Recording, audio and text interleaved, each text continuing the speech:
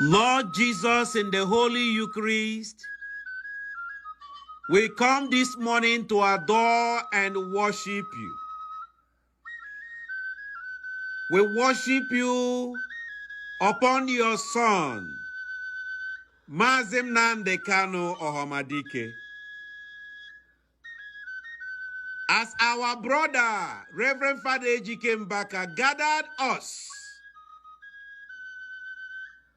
Igbo bi Igbo, onye agha na nwanne ya, Father Mbaka ihe dịka ga akọkwa n'Igbo.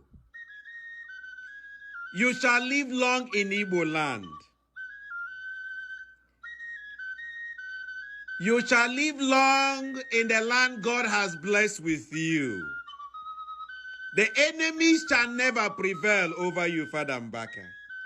For calling your brothers together. Iwe kpọkọ anyị bụ ụmụ Igbo. Wesai ka anyị ghara echezo na nwanne anyị.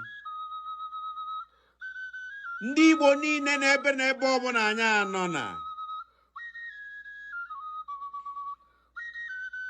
Ka anyị cheta nwanne anyị bụ nwoke Mazi Nnamdi Kanu Ohamadike na-ekpere n'ụzọ pụrụ iche.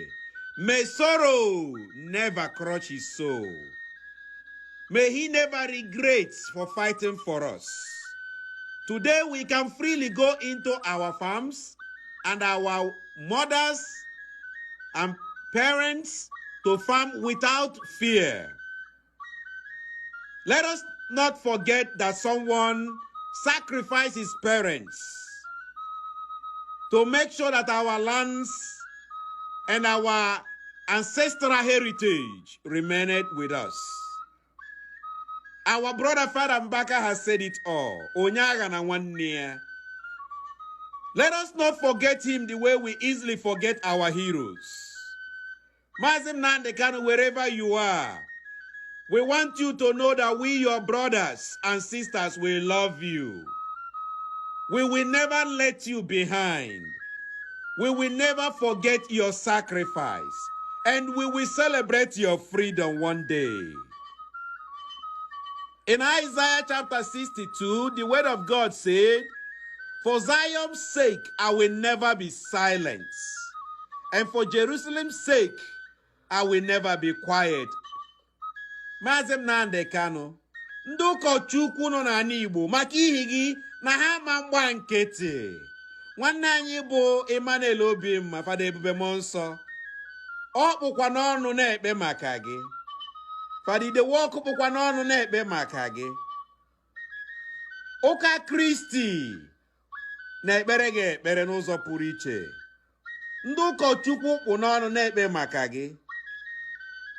But we want to pray that as you become the Moses of our own time, Moses had to even go through baskets to become the deliverer of his people. If this is the way God has destined for you, we will remain with you in this agony until when it is over. If you are Igbo's son or daughter and you think it does not concern you, and you are comfortable where you are, I want to tell you something. You don't know what freedom is until you become free.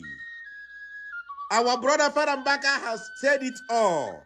Let us not forget about our brother.